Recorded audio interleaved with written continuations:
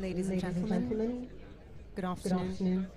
We are just awaiting one of our panelists who's en route. Apologies for the delay.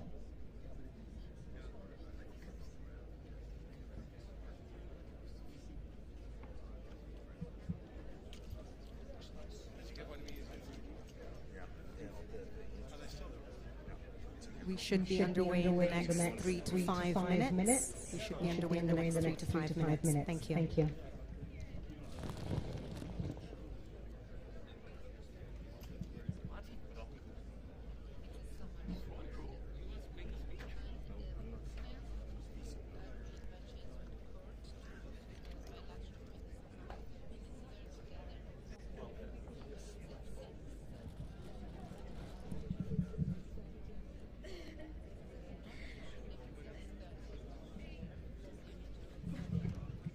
Ladies and gentlemen, as you wait, we do have QR codes for the Kenyan Green Hydrogen Strategy and Roadmap, which was launched today by His Excellency William Ruto, President of the Republic of Kenya, alongside Team Europe partners, including the European Investment Bank and other Team Europe member states.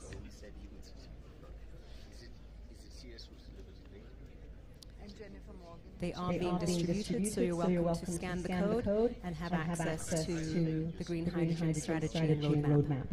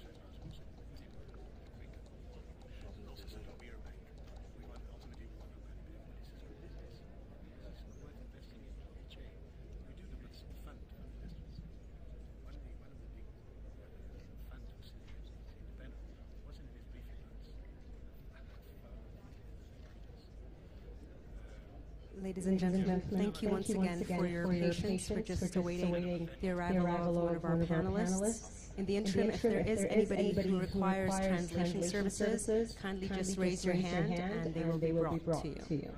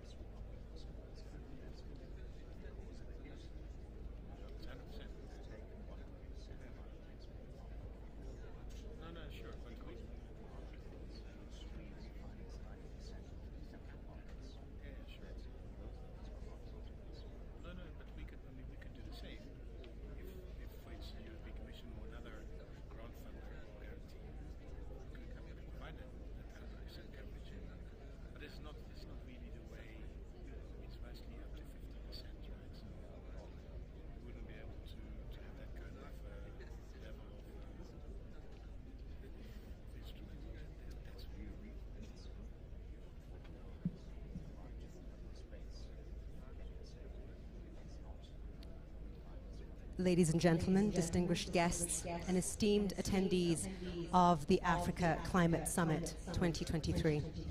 Welcome to this official side event, connecting policies and investments to tap into Africa's green hydrogen potential. I am Olivia Otieno, your moderator for this very insightful discussion. Today, we have a panel of distinguished experts who will share their insights on unlocking green hydrogen investments in Africa. Before we dive into our discussion, allow me to provide a little bit of context. The Africa Climate Summit is a platform for leaders from across the globe to come together and design solutions for the pressing issue of climate change. Today's event is significant as the Kenyan government has unveiled its green hydrogen strategy and roadmap, a crucial step towards decarbonization. Our objectives are threefold.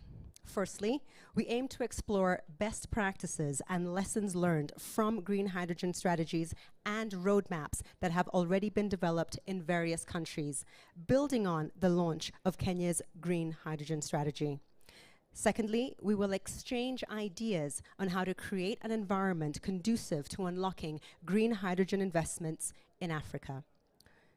We will also discuss potential collaborations and partnerships that can facilitate these investments.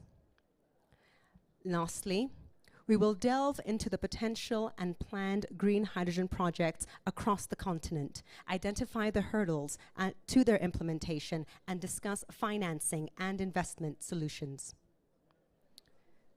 Without further ado, and thank you so much for your patience, I would like to invite the panelists up on stage. We were to have Dr. Barbel Koffler, Parliamentary State Secretary to the Federal Ministry for Economic Cooperation and Development, Germany, was to join us. However, in her place, we have Mr. Philipp Nell, Director, African Department, German Ministry for Economic Cooperation and Development. Mr. Nell previously headed the climate unit at the ministry. Mr. Nell.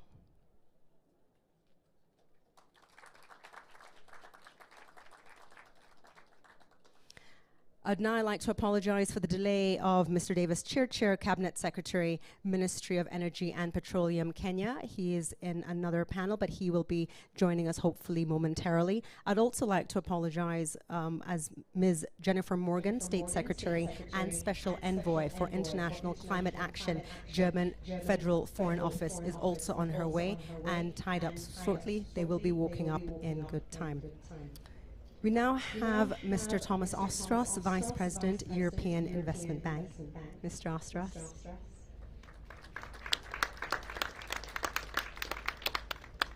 We were also to have Mr. John Titus, Director of Energy, Ministry of Mines and Energy from Namibia. However, Mr. Titus is predisposed. Now let me also welcome Mr. Koen Doens, Director General, International Partnerships, European Commission. Mr. Doens. We have an impressive lineup of experts from various sectors, and their perspectives will undoubtedly shed light on the path of green hydrogen investment in Africa. Ladies and gentlemen, the development of a green hydrogen economy is critical to achieving our global goals of reducing greenhouse gas emissions.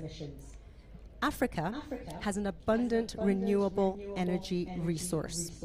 And countries like Kenya, Nigeria, and Namibia are already taking significant steps in this direction. Kenya aims to achieve a net zero economy by 2050 and sees green hydrogen as a key tool for decarbonizing crucial economic sectors. Namibia is positioning itself as a green hydrogen superpower with plans for extensive green hydrogen production and export. There are just a few examples of the existing developments in Africa's green hydrogen sector, and we will explore them further during our panel discussion. In conclusion, I would like to emphasize the importance of this conversation.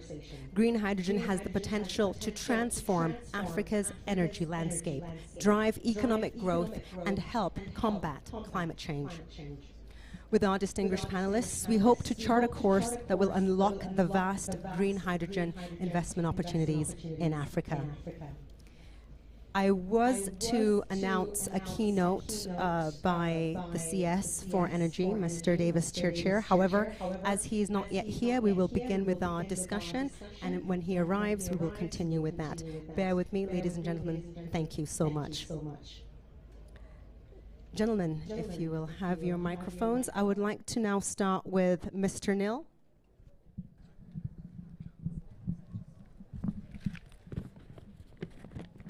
I've just received word that Ms. Jennifer Morgan, State Secretary and Special Envoy for International Climate Action, German Federal Foreign Office, is walking up the stairs, so we will be welcoming her. A round of applause. No. We were going to have a round of applause, and I don't see why not. Come on, ladies and gentlemen, a round of applause.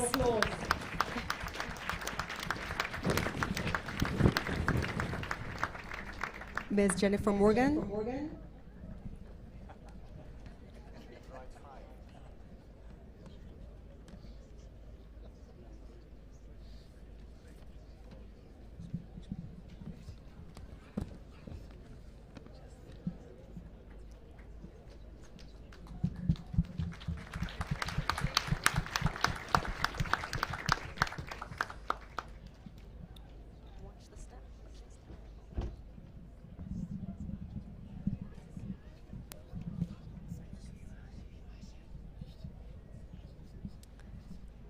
So we will start with you, Madame.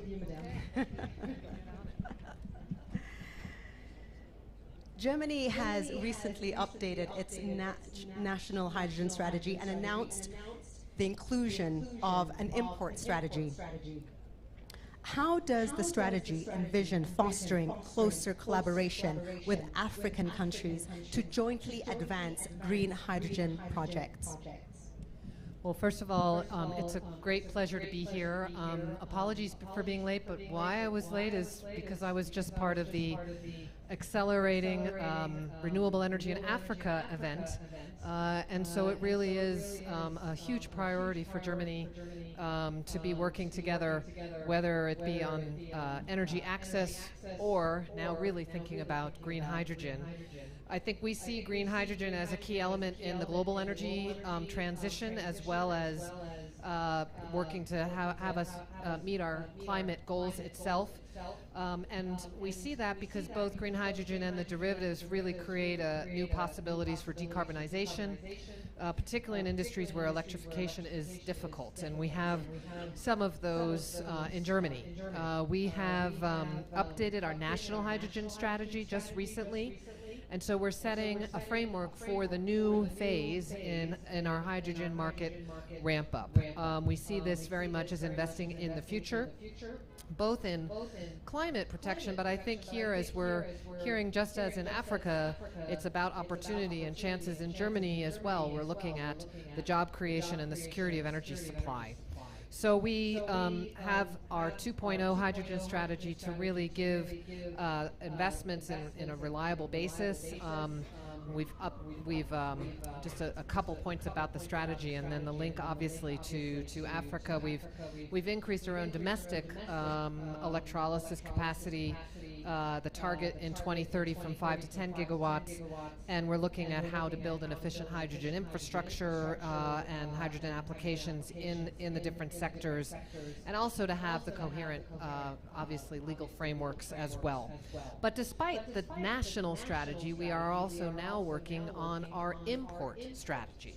And that's very important because despite the fact that we will be working very hard to meet our own, build out our own renewable energy of 80% by 2030, about two-thirds of our we will continue to import. And I think that's particularly where we'll be working together in different projects already in Africa.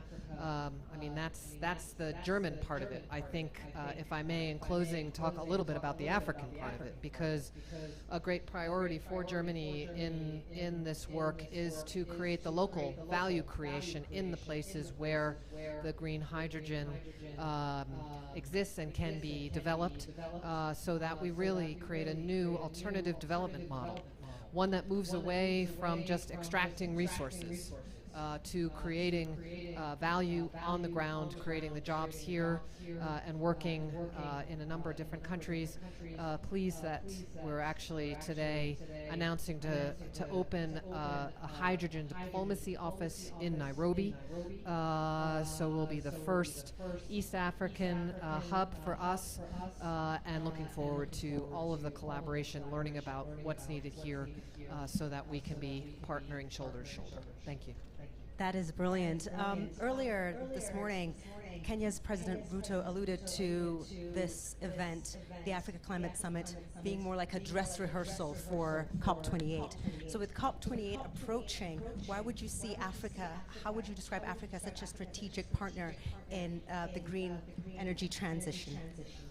I think there's so many different elements, but I think maybe just two to start with. I think one is that as we move even more to action, to scale up the amount of climate finance that is coming to Africa, to be getting, as he was also saying, why is it 5 times more? Right? So to get that moving down and to work intensively, and this will require intensive work between now and then, to develop some of the financing mechanisms. Denmark and Germany are working together on that with a number of countries and IRENA, so that we can actually get real about the financing piece in between now and COP, and for Africa and Germany and Denmark to be working together on that. The second is for that to really be a model on why a global renewable energy target would be a good and positive outcome for Africa, for Europe, for the world at this COP proposal by the incoming COP presidency. But I think bringing that forward to send the signal to investors. This is the future. This is the contribution that Africa can make to the world, but also for its own economic development. I think those two things being quite practical, but then getting that signal for investors out there. We're going what IRENA and the IEA are telling us, we need 11 terawatts by 2030, keep 1.5 in sight. That's what we need. Brilliant. A round of applause, please.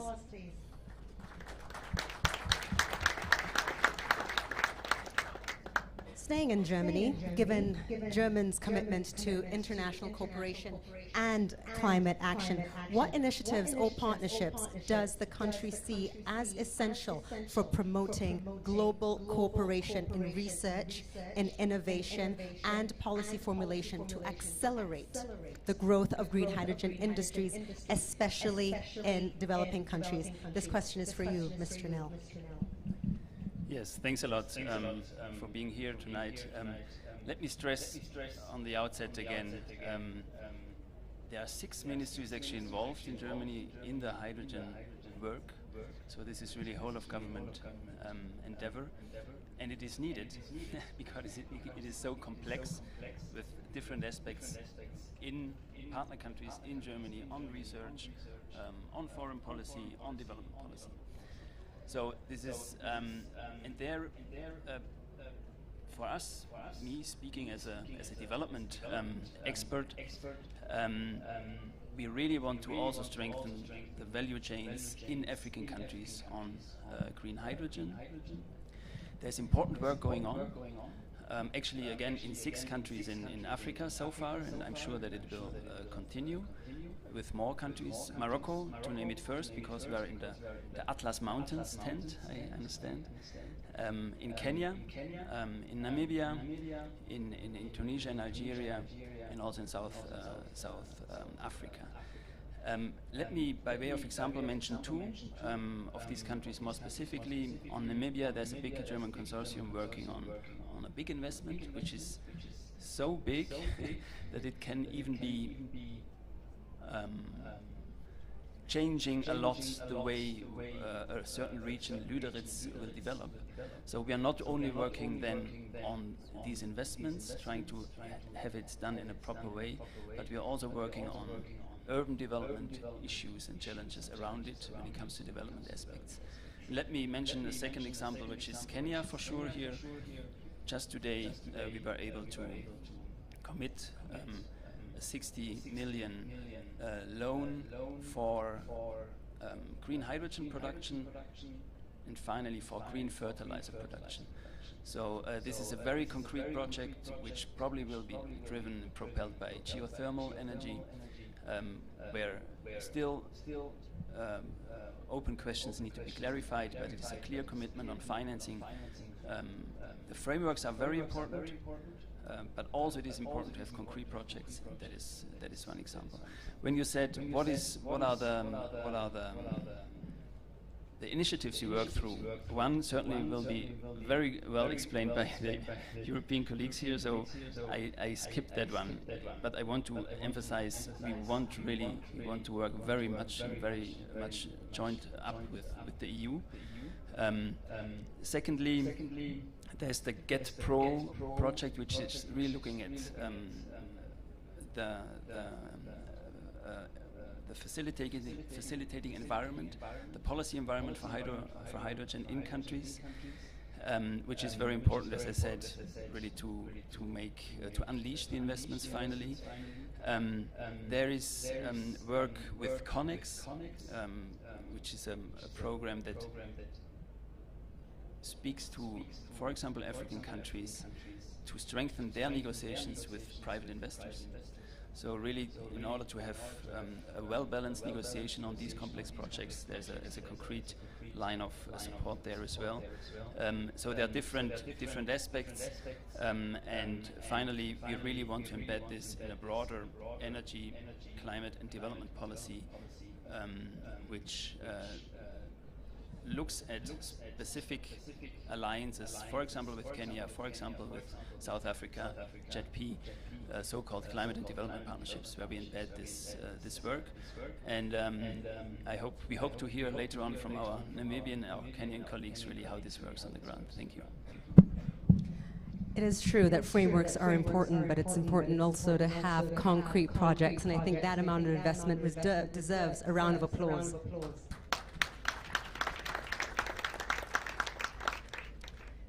Mr. Thomas Ostrus, Vice President of the European Investment Bank. The EIB is the European Union's climate bank and one of the world's largest financiers for climate action. What risks does the EIB perceive in the investment prospects associated with green hydrogen projects, specifically in Africa? Thank you very much for that question, and thanks to the host for inviting me. Of course, there are risks, but of course there are also a lot of opportunities. And I've never experienced such a change in the sentiment when it comes to the carrier of energy that we see now. That focus that is now put into hydrogen in many African countries, and not least in Europe, of course, where a lot of attention is being brought into the play. And I think that is extremely necessary, because we need governments and the Commission and decision makers with a long-term perspective and their conviction to support this process to come into commercially viable investment in this field. So we are acquiring expertise, but we are also acquiring experience now by doing some projects in our home turf within the European Union. We are cooperating with the Danes on green hydrogen. In Spain, we have projects on green hydrogen based on solar. And in Sweden, my own home country, we are finalizing the discussions with something unusual, a greenfield steel company to be set up in northern Sweden, based on green hydrogen as the input, to be basically a carbon-free steel production facility. And this is interesting, I think, because if we look from a bank's perspective or a financier's perspective, we need to see the commercial viability of the project. And one of the challenges is, of course, the cost issue. I mean, we have a rather mature technology, but we need technological development and scale to see examples where costs of producing hydrogen comes to a level where we actually can see that this is commercially working. And I think the first steps will be seen by industrial applications. So this example in Sweden is interesting because you integrate quite large production of green hydrogen with right into the steel making process and make it thought through from the beginning.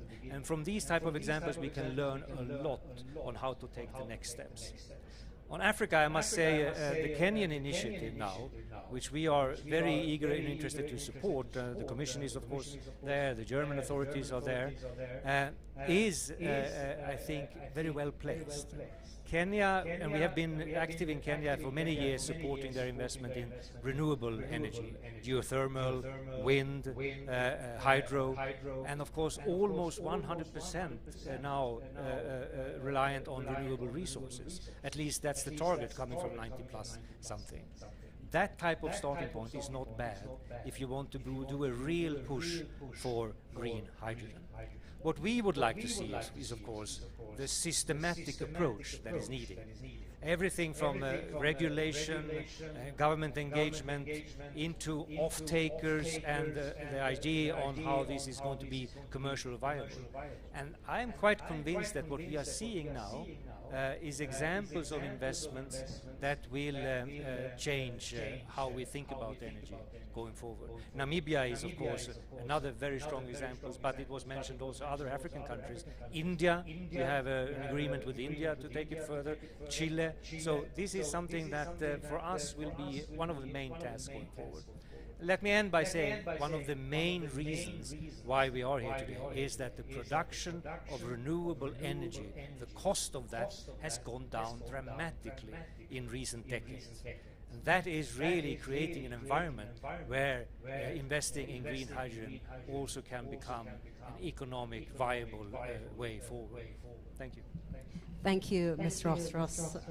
We would like to now acknowledge the arrival of Mr. Davis Chirchir, Cabinet Secretary, Ministry of Energy and Petroleum in Kenya. Mr. Chirchir was to deliver this session's keynote, so without further ado, Mr. Chirchir.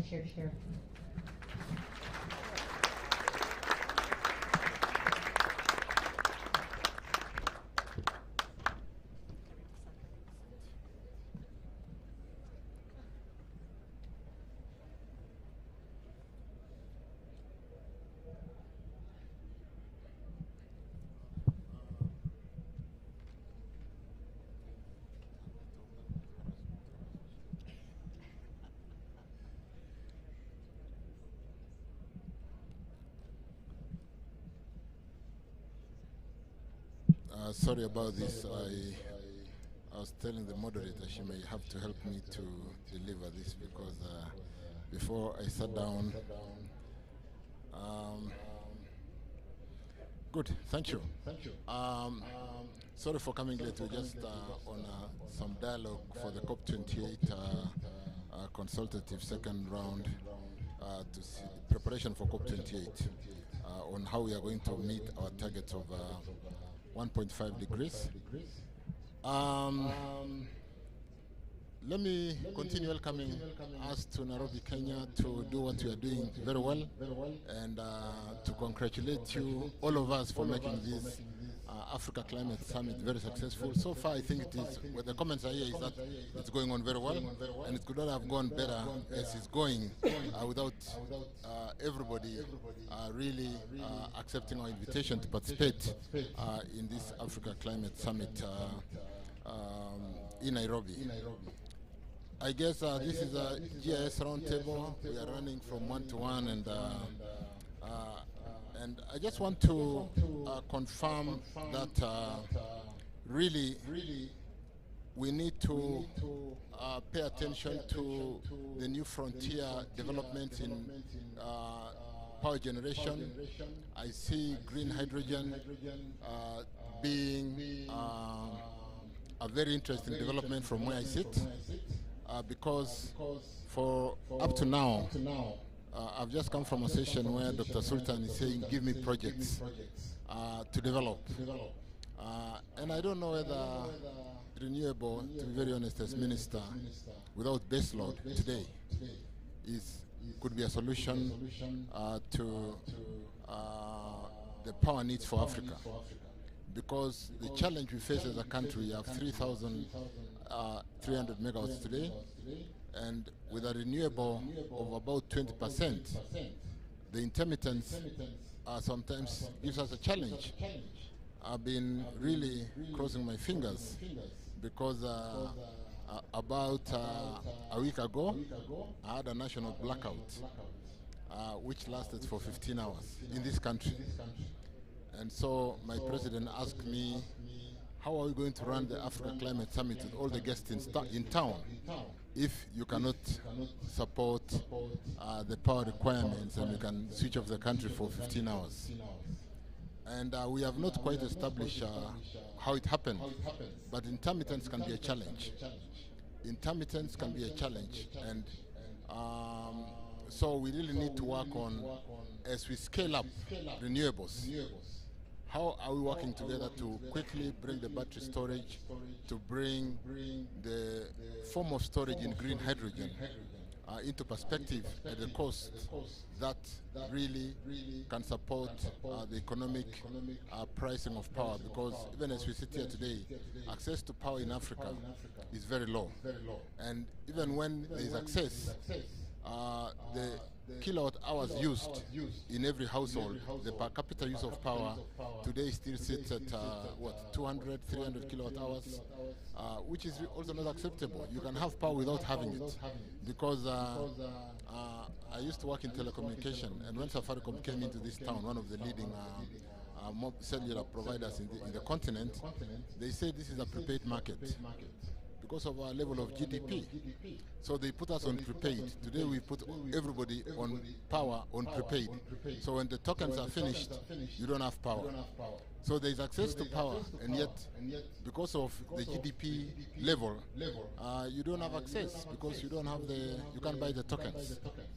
And so with the advent of green hydrogen, which we see as a way of commoditizing or a power storage, storing power, apart from, of course, the battery storage, it is really a breakthrough in terms of what we are able to do to be able to come out of the least cost power development plan, which is the frameworks that we employ today.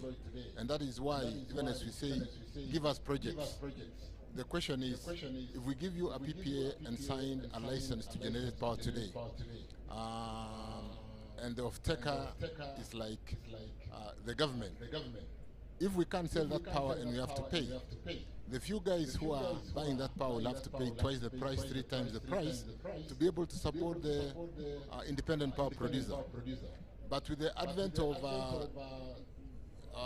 technologies like green hydrogen today, we are able to take excess power out of the least cost power development plan, take the excess power to green hydrogen, store it as green hydrogen for export to other markets, or move it to green ammonia, move it to fertilizers and agricultural economy, and be able to do green agriculture, transport that power.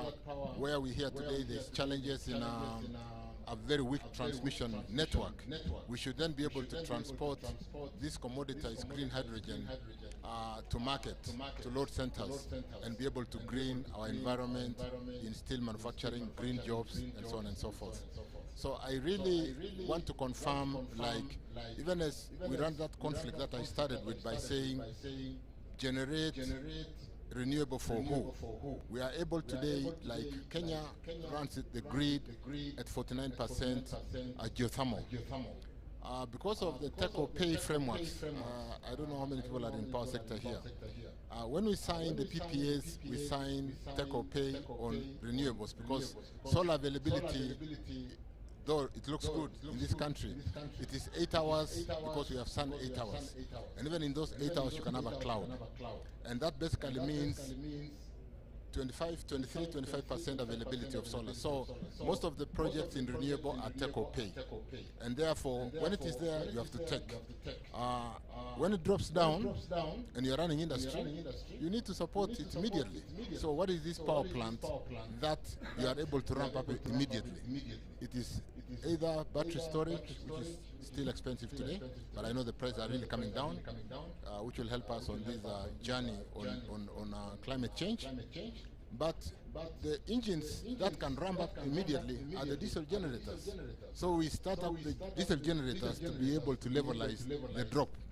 And when it picks up, you have to bring down your diesel generators because you know the synchronization in power system.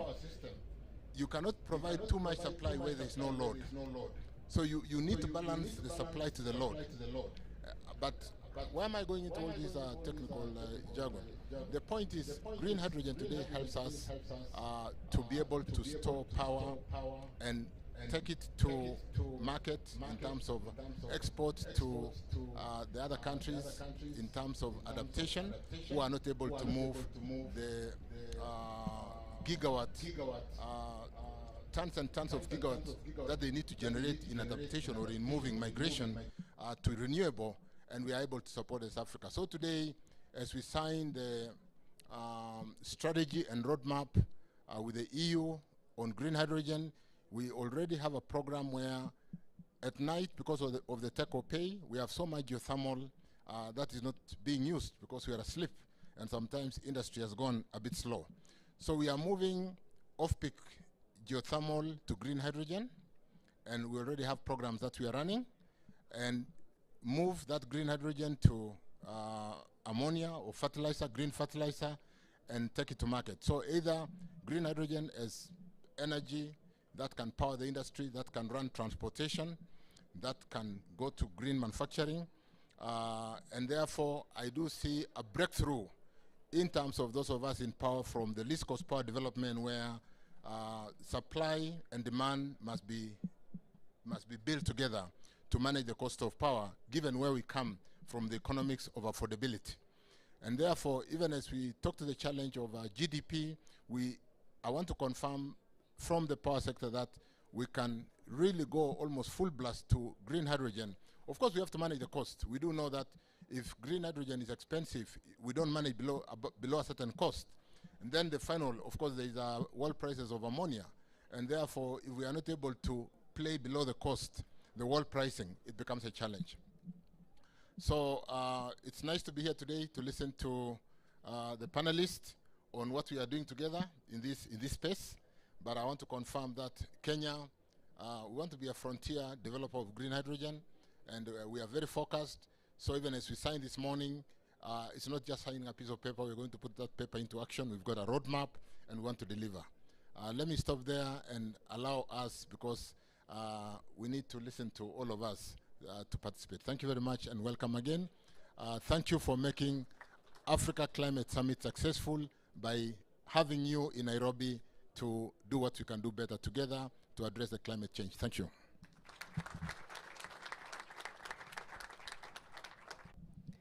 Thank you very much, Cabinet Secretary. I would now like to continue with Mr. Thomas Ostros, Vice President, European Investment Bank. Having heard the words of the President of the African Development Bank about Africa's potential, however, you cannot eat potential. Please advise how African countries can attract financing that will optimally tap into this potential. Yes, I think the Kenyan example is very interesting in that respect, because we have now a roadmap in place. Concrete steps are going to be taken. There are plans for further investment in renewable energy, and we will probably see quite a lot of activity the coming years. But we also have the European Commission partnering up, supporting this development, and we have Germany as one of the countries coming in. We are very interested in to see how can we come into play here to finance specific projects in it. And it is an ecosystem that must be built up. So we can take different types of responsibilities, but there must be a strong leadership and commitment to build up that ecosystem. And the Minister very wisely also pointed out how important the more dependent we are on renewable energy, the more we need of the need is of smart grid solutions, storage possibilities, to see to that we can smoothen out the supply and demand over the 24 hours or over the months and years. And hydrogen can be one part of that. But it is also about the derivatives. what type of derivatives are you interested in producing, and what is the demand for those derivatives, where is the market for those derivatives. We are ready to go in with our technical assistance and support to take part of that discussion. Fantastic. Can you provide certain insights into African countries that are leading the way in terms of green hydrogen, and what MDBs such as the EIB are doing to support them? So I think there's a great rally now around hydrogen. Some countries are a little bit ahead. I mentioned Namibia, for instance, that has a great engagement and substantial projects. We are also there engaging. So I don't want to point out sort of who is leading the race, but we are very open in having that conversation and be part of the dialogue on how to create the circumstances. And the Commission is, of course, also taking a strong lead on that. And we have a tight cooperation with the European Commission. Thank you very much. A round of applause for Mr. Thomas Ostros, Vice President, European Investment Bank. We were to have Mr. John Titus, Director of Energy, Ministry of Mines and Energy from Namibia, and indeed, as they aim to be a superpower in green hydrogen, it would have been nice to hear perspectives from him. However, right now I'd like to invite Mr. Koendoens, Director General, International Partnerships, European Commission. Green hydrogen has become a key element in the global energy transition. From your perspective, with regards to the geopolitical implications of the green hydrogen revolution, how could it potentially shape the future energy market? Well, that's quite a question. Look, I think the geopolitical and geoeconomic implications are pretty straightforward. I think we are living in times where geopolitics and geoeconomics are forming a very straightforward continuum. Basically, we see that not only when it comes to energy, but in a number of other areas as well. We had a bit of a taste of it when COVID-19 hit us first, and we felt the fragilities that are built in a system of global economic integration. And I think that what we've been living now since 2 years, ever since Russia's invasion of Ukraine, and the huge impact it has globally on the energy markets, not just for Europe, but really globally. I think it's very well understood that the kind of we had on fossil fuels basically makes us vulnerable. So this is where ultimately geopolitics, geoeconomics, and economic development nicely come together in this drive towards giving renewable energy a much more important place in our energy mix. And that's extremely good news, I think, for Africa. We've heard a very articulate, strong and passionate play this morning by President Ruto, who has set a very clear vision, a very convincing vision, if I may say so, on how the whole transition, the green transition, can actually be a magnificent opportunity for Africa, not just to empower itself for energy production, primary production itself, but also for the whole green industrialization, and subsequently even Africa's position as an exporter of renewable energy. And that's where, again, the whole link between Africa's economic growth, the geoeconomics of energy, and the geopolitics play a role. And that's very important. Important for African countries themselves, who, I mean, the number of countries that are actually fossil fuel producers are much more limited than the number of countries that have a real potential when it comes to renewable energy. So basically, it allows each and every country, or a much bigger number of countries, to enhance their energy dependency, or to actually reduce their energy dependencies. So that's one big advantage. It also allows plenty of others to diversify the partners from which they import energy, and all of that done in a way that actually helps our global communities fight against global warming. I would just want to add one point when it then comes to green hydrogen. What we will be seeing more and more is actually the need subsequently for global cooperation on this, not just in terms of diversification, but we're going to see basically a green hydrogen economy emerging, which in turn requires global partners to really come together again and define the alpha and omega of that. So I see it both on the positive side and on the defensive side, green hydrogen having a huge potential and a huge role in the geoeconomics and the geopolitics of our time. Brilliant. Now, I love that you've brought up the point of the green hydrogen economy and partnerships. So specifically with regards to the European Union, how is the EU assisting in that development? Well, it's not. It's what we call these days no longer the EU, but Team Europe. It's what the EU does, plus what our member states do bilaterally, plus the whole, let's say, panoplium of European actors, the various banks we have, the private sector we have, and so on. It's a full Team Europe mobilization. We have huge potential there, not just financial, but also the technological expertise. And precisely in Africa, there's a real demand for that kind of co-investment to happen. And this is where we come in. I mean, Jennifer has mentioned it, Thomas has mentioned it. We work really very closely together. What we do as a European Commission, more specifically, is of course, apart from using grant funding from the EU budget to fund technical assistance, capacity building of governments and government institutions, helping to build the regulatory frameworks of the countries, which are absolutely fundamental. We also use the EU budget basically to de-risk the loans and the investment that happen. We have created an external action guarantee that allows us precisely for when private partners or when banks intervene and provide loans, we basically back that with a guarantee that allow us to take the risk and therefore make these kind of public or private investments financially feasible. It is a full Team Europe effort, and we still have a bit of a way to go. I mean, and that's why a number of leading partners like Kenya, like Namibia, indeed, and a few others are very interesting, because it allows us to really see how we and the partner country can really come together in something that actually focuses, first of all, on not just unlocking the potential, but really building value addition locally in our partner countries. And there we really come in with a full scale of actors and of financial instruments that we have on the European side.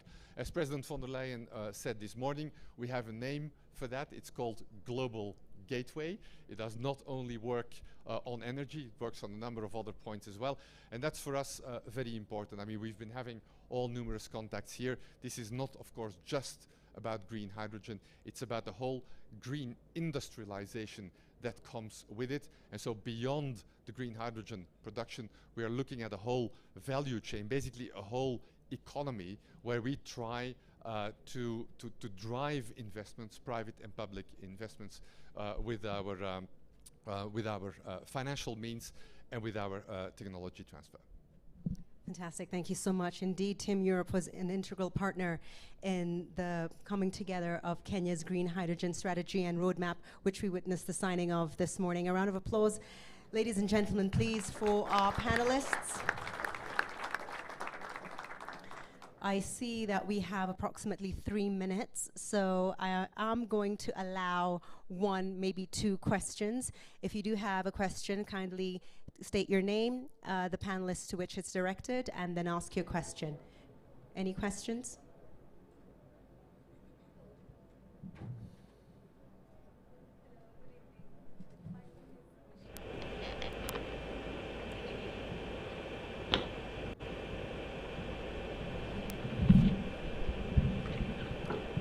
Come on. Hello, good evening. My name is Michelle Aura. Thank you very much for panelists for this insightful discussion. Now, my question is, we're talking about green hydrogen as the future, or we're creating a value an economy out of it. So when we look at industrialization in Africa, so how can we leverage green industry or green manufacturing as a way of generating carbon credits in the European, and we trade them in the European market, especially now with the CBAM regulations coming up. So how do we see that, for example, for Kenya or other African countries, how can we leverage that to just create more revenue for the countries and also just increase the financing that is available for such projects. Thank you. Who will take the question? Okay, thank you. You all noticed big enthusiasm on this side of who was going to take that question.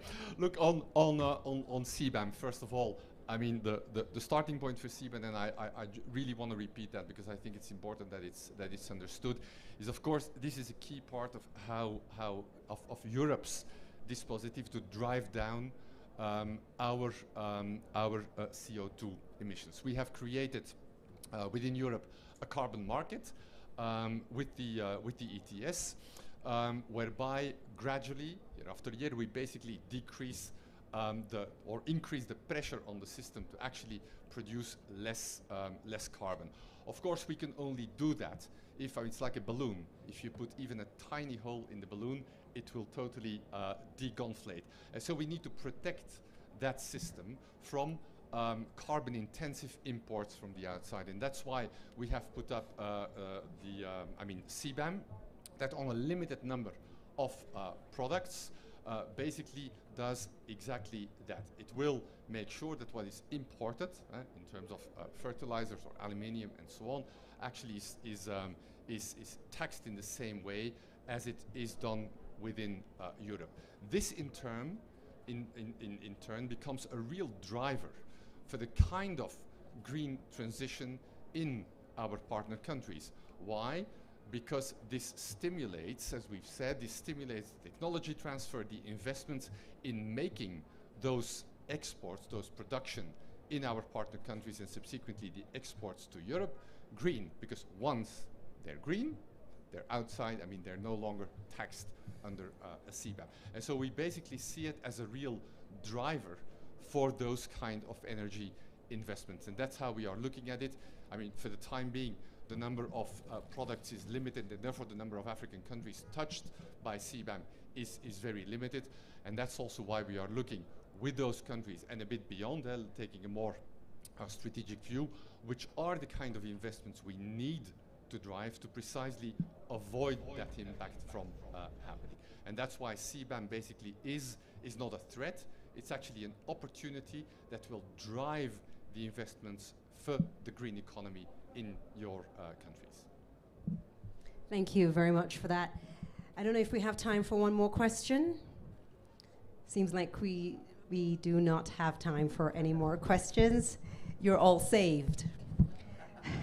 So once again, ladies and gentlemen, esteemed panelists, Mr. Davis Chair, Cabinet Secretary, Ministry for Energy and Petroleum, Kenya, thank you so much for your keynote address. I'd like to thank Ms. Jennifer Morgan, State Secretary and Special Envoy for International Climate Action, German Federal Foreign Office. I'd also like to thank Mr. Philip Nil, Director, African Department, German Ministry for Economic Cooperation and Development, Mr. Thomas Ostros, Vice President, European Investment Bank, and Mr. Koen Doens, Director General, International Partnerships, European Commission. Thank you so much. I've been your moderator, Olivia Otieno. Have yourselves a wonderful evening.